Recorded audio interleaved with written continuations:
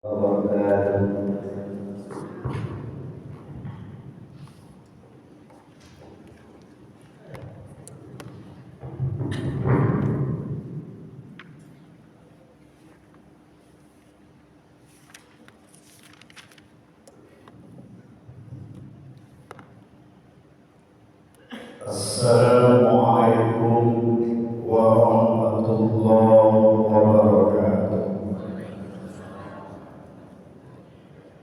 Bismillahirrahmanirrahim. Walhamdulillah. Assalatu wassalamu ala Rasulillah wa ala alihi wa sahbihi wa mawala. La haula wa la quwwata illa billah. Amma ba'd. Bapak Ibu jamaah subuh Masjid Jamiah Hasanuddin Sabbi Ismailika Ta'ala yang dirahmati oleh Allah Subhanahu wa Ta'ala. Senantiasa kita bersyukur kepada Allah Azza wa Jalla atas segala limpahan nikmat rahmat yang Allah berikan. Apabila kita mencoba menghitung nikmat Allah, maka kita tak akan mampu menghitungnya. Seandainya ranting-ranting yang ada di hutan dijadikan pena, air laut dijadikan tintanya, daun-daunan dijadikan kertas untuk menulis nikmat Allah, habis sebanyak itu ditambah 2 kali lipat lagi, maka kita tak akan mampu menghitungnya. Wa in ta'uddu ni'matallahi la tuhsuha. Jika kalian mencoba menghitung nikmat, kata Allah, kalian tak akan mampu menghitungnya. Yang diminta oleh Allah Subhanahu wa Ta'ala kepada kita hamba-Nya adalah agar kita menjadi abdan syakura, hamba yang selalu bersyukur kepada-Nya. Kemudian salawat dan salam semoga selalu tercurah kepada baginda Rasulullah Muhammad sallallahu alaihi wasallam. Allahumma shalli ala Muhammad wa ala ali Muhammad. Satu-satunya nanti yang kita harapkan di akhirat adalah syafaat dari Rasulullah. Syafaat itu Bapak Ibu, pertolongan dari Rasulullah. Nanti tak akan ada seorang pun yang mampu menolong kita di akhirat kecuali Rasulullah Muhammad sallallahu alaihi wasallam. Maka kalau ingin mendapatkan syafaat beliau, banyak-banyaklah bersalawat waktu hidup di muka bumi. Karena yang bersalawat kepada Nabi itu bukan kita saja. Allah Subhanahu wa Ta'ala dan seluruh malaikat bersalawat kepada beliau. Innallaha wa malaikatahu yusholluna 'alan nabi. Sesungguhnya Allah dan seluruh para malaikat bersalawat kepada Nabi. Ya ayyuhalladzina amanu shallu 'alaihi wa sallimu taslima. Hai orang-orang yang beriman, kata Allah, bersalawatlah kepadanya Nabi dengan salawat yang penuh dengan keselamatan. Pak Ibu, Allah menyuruh awak sholat, tapi Allah nak satu sholat satu awak. Allah menyuruh awak puasa, tapi Allah tak ikut puasa. Tapi Allah menyuruh awak bersalawat, Allah ikut bersalawat. Maka banyak-banyak bersalawat kepada Rasulullah sallallahu alaihi wasallam. Bapak Ibu jamaah rahimakumullah, sebagai orang-orang yang beriman dan bertakwa kepada Allah, kita harus memikirkan kehidupan di masa yang akan datang. 10 tahun, 15 tahun, 20 tahun yang akan datang harus kita pikirkan dari sekarang. Bahkan bukan sekedar dipikirkan saja, harus dipersiapkan dari sekarang. Hidup ini harus ada perencanaan.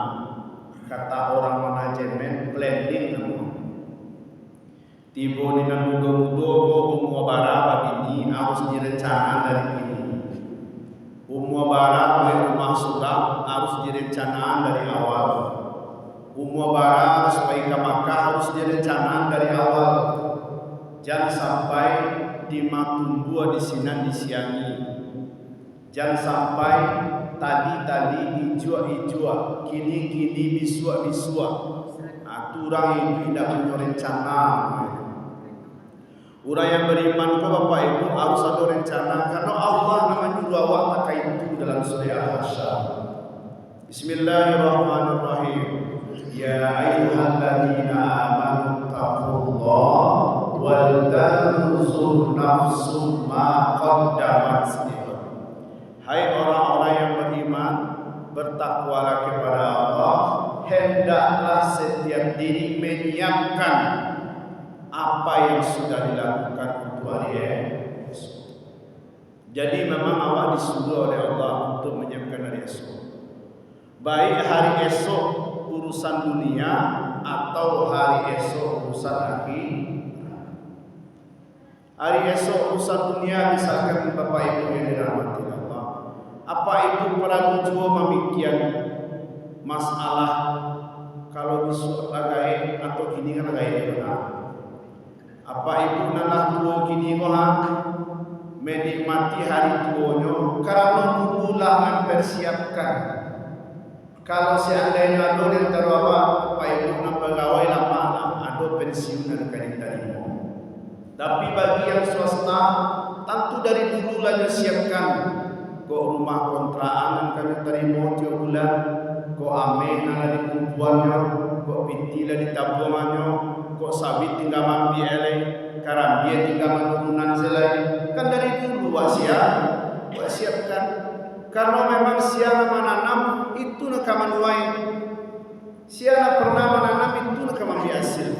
Kalau tak pernah menanam tak ada pejalan dia. Punya orang saudara ada punya. Maka perlu kita siapkan. Mungkin ada di antara kita yang dari sudah dulu mempersiapkan ini. Ada di antara Bapak Ibu yang sudah membuat ruko, kadai, kabun sawit, para karambia, mana buah, sehingga kini kesudah, ya kan? Ada diterima. Tapi kalau tidak, alagai kasawa julai, alagai agure julai, bapaya julai, bantu orang susah sehidup. Baru tak itu dari dulu mana disiapkan baru kini katakanlah baru mohon maaf belum 72 baru buka usaha baru cari. Tapi kalau dari dulu disiapkan, kini tinggal membiasa. Iya tuh bo, tinggal menikmati. Bapak Ibu, bolehkah kita menyiapkan urusan dunia? Harus siapkan. Tapi Bapak Ibu yang dirahmati oleh Allah, masa kepemilikan harta yang kita kumpulkan, urusan dunia yang sudah kita siapkan, masa kepemilikannya terbatas. Sawah ladang yang Pak miliki, kemudian rumah kontrakan yang Ibu punya, atau mungkinlah perusahaan awak ada, masa kepemilikannya hanya waktu kita masih hidup. Kalau kita sudah meninggal, semua yang kita miliki itu, maka hak miliknya akan jatuh kepada ahli waris. Iko pasti. Oto rancangan Pak punya rumah mewah yang Ibu miliki itu akan dimiliki oleh ahli waris. Awak ada punya jalan. Tak kawak bawa, tak kawak mati. Habis. Karena memang Bapak Ibu yang dirahmati Allah, masa kepemilikannya hanya waktu kita hidup di dunia. Bahkan Bapak Ibu, seminggu setelah awak meninggal, itu anak awaknya pai ke kantor lurah, mau urus surat keterangan kematian awak. Ke kantor wali negari, ke kantor desa, ngurus capek. Untuk urus Pak, untuk merubah nama di sertifikat. Kalau dah ada surat keterangan kematian itu usah lihat nama orang. Kan kalau mak dinyo sudah tinggal manukan nama selai dari nama apa ke nama inyo. Nambah kure, nambah usaha, nambah payah-payah, berdarah-darah selama itu orang gaya inyo. Kini anak ini tukar namanya dari nama apa ke nama anak. Itu saya kena cuci. Apa tukar langsung tak pilih. Apa itu malah ngoleh. Iya tu bo. Ayo celah. Bahkan mohon maaf Bapak Ibu, jangan ada tu awak. Seandainya bapak meninggal, jo bini-bini apa dapat durang? Iyo. Sampai bulan 10 hari setelah seorang suami meninggal, habis masuk iddahnya, maka istrinya lah boleh dilamar oleh laki-laki lain. Secara hukum fikih, lah boleh dilamar, lah boleh ibu balik ke dalam boleh. Buya awal lagi lain, kau mana dia tu penganak? Apa yang dah ibu? Banyak ibu-ibu yang mengecek kita kait ke ustaz mah. Ndak ada buya awal lagi, kalau ndak ada penganak lagi dia ndak ada penganak. Tahun disuat kita dah dapat kawan. Lacok kita kicua lagi itu. Ambo menjadi saksi nikah seorang ibu berumur 63 tahun, suaminya 74 tahun. Ambo jadi saksi, ambo lah macam doa sudah menikah. Anda dapat jodoh di bodoh. Jadi sangkore kayak itu atau jodoh lain, jodoh urusan Allah. Bahkan ambo pun menjadi saksi seorang ibu lah di kursi roda dapat jodoh. Kebetulan nampak kan di kantor uang. Nah, dapat jodoh di kursi roda ibu. Apa pula lala kan? Apa jodoh? Baca tahu curang. Dia jodoh lain. Itulah yang mau juga. Jadi seorang suami apabila meninggal, jangankan hartanya, istrinya pun akan dimiliki oleh orang lain. Mana punya awak lain? Maka Bapak Ibu yang dirahmati oleh Allah Subhanahu Wa Taala, dulu apa mampu rancak tu sudah tu apa meninggal, kini orang lain orang jadi sopir lah. Dulu apa mengopi sore-sore di teras rumah sambil memati rokok, kini apa meninggal, orang lain orang merokok di teras rumah. Jadi ada pak sudah percaya pak. Yo kena takkan itulah isi ibaratnya. Jadi ibu bapa yang dirahmati Allah Subhanahu Wa Taala, semuanya akan dimiliki oleh orang lain. Maka yang perlu kita pikirkan adalah investasi akhirat kita. Investasi kain basah di bawah mandi, sudah mandi di bawah pulang, amal ibadah di bawah mati, haratonan tinggal dibagi-bagi Ada beberapa hal yang perlu kita siapkan investasi akhirat. Ikut dikaji oleh Bang. Sab'un yajri lil abdi ajruhunna min ba'di mautihi wa huwa fi qabrihi. 7 perkara yang terus mengalir pahalanya yang diterima oleh seorang hamba meskipun dia sudah berada di dalam kubur. Kau dah putih-putih lah. Dapat wak taruh jatah, dapat wak kirimannya taruh. Yang pertama, man allama ilma, yakni orang yang waktu hidup pernah mengajarkan ilmu. Siapa yang waktu hidup pernah mengajarkan ilmu, maka ilmu itu diamalkan oleh muridnya, dia akan terus menerima ganjaran pahalanya. Jadi kalau ada Pak Ibu sekolah nan jadi guru atau pensiunan guru, itu tinggal mati saja. Ya kan? Tinggal mati saja.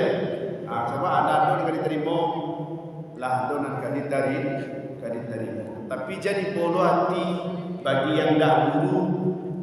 Apapun ilmu yang bermanfaat, al-ilmu yuntafa'u bi, apapun ilmu yang bermanfaat meskipun dah guru wa ajar ke orang, sudah tunjuk amalan di orang tu, awak tarimolah ganjaran pahala. Pak pandai babengke, Pak ajana udang seorang berdua. Sudah tu pandai lo buka surang lo, yo buka lo bengke surang. Ibu anak bini dinyo, maka selagi nyo amalkan ilmu bengke dan Pak ajan tu tarimo dan dapat Pak. Ibu pandai mambe sate, mambe soto, mambe masakan.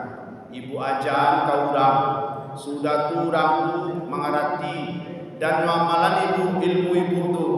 Ibu itu anak bini dia, maka ibu dapat pahala. Maka nak boleh pilih-pilih jo ibu lo. Lain urangan wah. Tak boleh pilih-pilih jo ibu.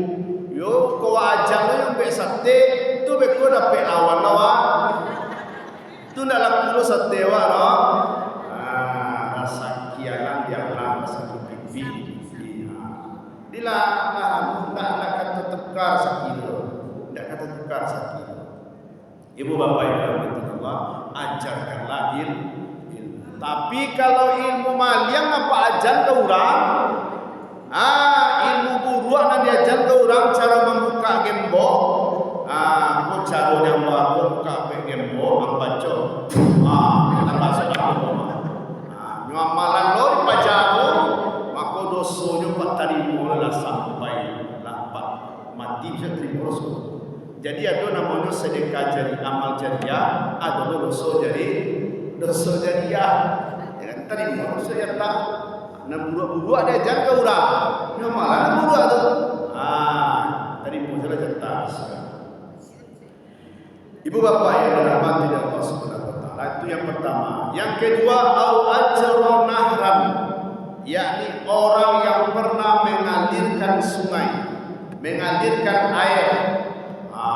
Orang bapa biasa membersihkan bandar, ada punya tanah, sudah tu basi dakahan tanah tu untuk membeli bandar, ya kan? Lancar perairan dinyo, maka selagi lancar air situ lewat pahalonyo akan dapat ibu tarimo. Membersihkan bandar, mengalirkan air, tidak menyumbai bandar, tidak menimbun bandar di rumah supaya laman gak lawe sekete. Nyo dulu akau ramo tanah sekete yo, supaya lawe lamanyo nyo timbun bandar. Tak sumbe air itu nak pahalo nak dapat apa itu dosa nak mengalir kawan. Banjir urang di komplek itu gara-gara apa? Awaknya ilmu basi tu nak pakai, ya kan? Basi banak basi pakak je, seolah-olah sudah timbun tu hanyang je lah kan? Aku dapat jadi orang bangga sekete kan? Tu orang nak maduk kawan, ya biarlah nak salah dah, tapi tadi mau jelas. Jadi kalau ada papa ibu namanya menimbun bandar, cegak lah ya kan? Gali dia. Kau timbun bandar rumah supaya lapang mampu ya tanah, tanahnya orang kadang rawa. Jadi awal cerona orang yang mengalirkan sungai. Itu makanya bapak ibu kalau dulu diumuman di surau untuk gotong royong di kapal bandar. Biasanya orang kampung capek bagaimana nyo datang. Rami-rami nyo tibo. Nyo tahu kalau nyo dapat paha. Kalau kini gue dah orang teroyong bapak. Nyo lalu di rumah. Jajak teroyong pada siap bandar, kapal bandar, ke bandar iya di sawah. Nyo dah ikut. Nang satu ke sawah saja. Nang ada sawah di sini saja satu teroyong. Kan nyo sawah-sawah dia ada sudah ada satu teroyong. Itu kan. Nyo lupa kalau ada pahala yang diterima terus mengalir walau sudah meninggal. Yang kedua doa au ajronah, kemudian au gharasa au faranah au ajronah au hafara bi'ran. Au hafara bi'ran ini adalah orang yang menggali sumur. Orang yang menggali sumur keluar air, sumur itu dimanfaatkan oleh orang banyak, maka selagi sumur itu mendatangkan air dimanfaatkan, salamu itulah dapat pahala. Jadi kalau ada di musaji, di pesantren, di pondok Al-Quran, ayat macet, ayat tersumbe, capek-capek apa ibu baik kasinan jadi donatur semua bor. Biar awak sebab jadi donatur be semua bor kepada tahu dan be sebab.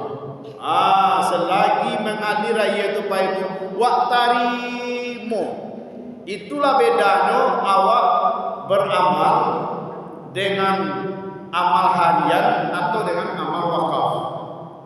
Jadi kalau apa ibu berwakaf ambil semua atau semua bor lah di musaji, itu selagi kita pakai yang bermanfaat kawan. Tapi kalau pinti napa masuk ke kotak infak tadi itu napa sedekah pagi itu dapat pahala hari kose itu. Kalau ni orang dapat besok pahala dia. Kalau ni orang dapat besok pahala dia.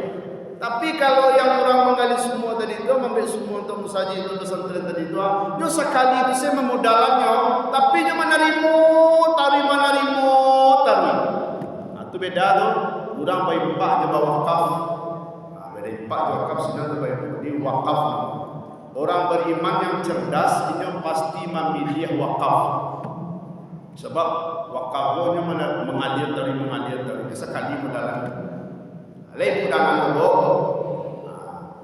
Kemudian au ajran nahran au hafara biran au gharasa nakhlan. Au gharasa nakhlan orang yang menanam pohon.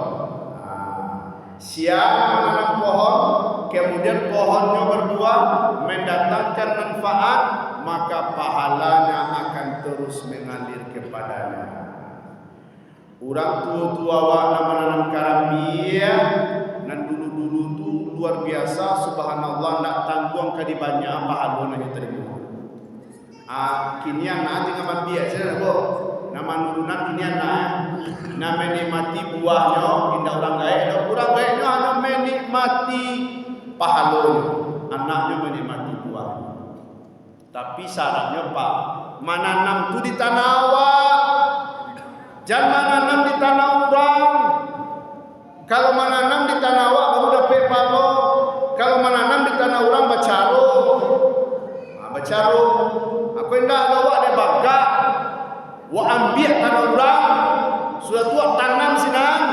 Awak menerima hasilnya. Itu hasil itu nak pahala dapat. Itu dosa dapat. Lain budangan tu.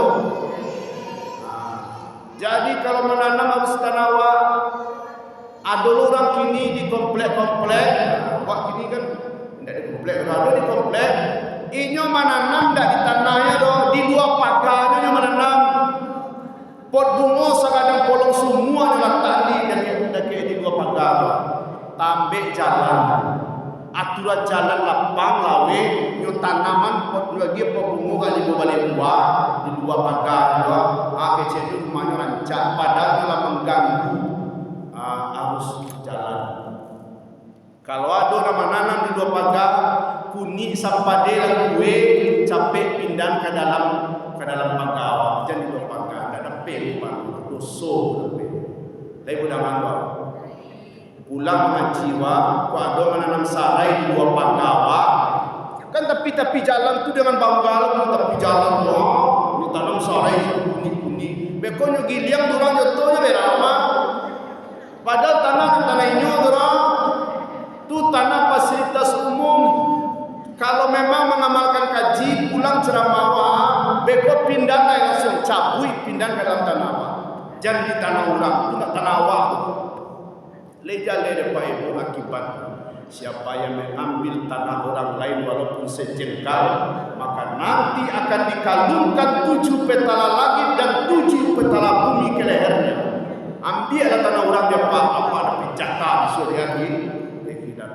Orang kan ada cadia bang, nyo cadia. Ya kan pengacara do di nyo, urang dinas pertanahan do di nyo. Yo urang kehakiman do di nyo, polisi do di nyo. Tu nak mado urang dah. Anya bapak karo tu manang nyo. Nyambil tanah orang, nyo tahu tanah gua nyo punya kalau nyambil tanah orang dengan berbagai alasan. Ambil tanah baru. Bisu ada tidak berpayung tak. So, maka jangan cuba-cuba ambil tanah orang walaupun sajangka. Apalagi semeter, apalagi sehektar. Na'udzubillah. Lain budak apa? Kau kaji lah, kau pagi kau sekete ini masalah tanah, kau boleh banyak ini Ayo Pak Ibu, kan buat. Berikut adalah awbana masjidan. Orang yang terus menerima pahalanya adalah siapa yang ikut membangun masjid. Siapa yang berwakaf ke masjid, walaupun sakarung semen, walaupun sahalai lapiak, walaupun sakotak keramik, nyuniatkan wakaf, subhanallah, selagi masjid itu dipakai oleh umat untuk beribadah, nyutarimo tawi pahalanya Pak Ibu. Puasa kali itunya, maka ibu bapa yang diberikan ke lapangan rezeki oleh Allah, berwakaflah ke masjid dengan menurut kemampuan kita. Wak basidak bawa wakaf itu, tapi niatnya wakaf niatkan wakaf, sebab wakaf itu yang terus mengalir pahala. Berikut adalah awarasa mushafan, yakni orang yang mewariskan mushaf Al-Quran. Apa? Tadi mau pensiun atau tadi mau dapat proyek lah. Apa ibu balik ke Al-Quran 10 buah atau 5 buah atau cie lah jadi antan kamu saji, ya kan? Selagi Al-Quran kau dipakai dibaca oleh orang, maka awak menerima saja Pak. Tak satu Pak membaca, apa satu membalian saja. Tapi selagi Al-Quran dibaca, orang menerima tu. Di antara Al-Quran itu KTPK, KMDA, ke rumah tahfiz dan Quran. Terus pada Quran cia atau 10 buah. Wah kembalian saja, tapi wak napik kan. Itu orang yang mewariskan kitab Al-Quran. Jangan sampai berang lo Al-Quran dipakai dia anak-anak mengaji di masjid. Boy, jangan pakai Al-Quran tu cabiak oh nyolarang anak-anak boleh pakai tu lo. Kau cabiak Mahal. Masih ada lo tak orang yang terkait itu nak boleh anak baca Al-Quran. Ini Al-Quran tu memang terletak saja. Nak boleh suruh-suruh ada nama surah nama mari berkunci. Kitab suci kitab suci. Nak boleh apa-apa. Jadi orang yang cerdas, yakni memberikan Al-Quran lalu diwakafkan ke masjid, ke rumah tahfiz, ke tempat pengajian. Selama Al-Quran itu dibaca, selama itu pula pahalanya terus mengalir. Apa ibu yang balik dari Makkah akan mencari bara dahsyatnya orang berwakaf Al-Quran. Satu jemaah umrah dapat sakarton surah, dapat sakarton surah, ya kan? Dari Arab Saudi itu Quran wakaf nyu paham bana jo hadis tadi, kalau mewakafkan Al-Quran ini akan terus menerima pahalanya. Yang terakhir, orang yang terus menerima pahalanya adalah yakni autaraka waladan yastaghfiruna. Orang yang meninggalkan anak dan anaknya itu mendoakan orang tuanya. Jadi Bapak Ibu, ada anak awak berdua, bertiga atau 9. Baru orang anak awak pastikan anak awak itu mulai sholat. Kemudian pastikan anak awak itu pandai mendoakan Allah. Allahumma gfirli wali walidayya warhamhuma kama rabbayani shaghira.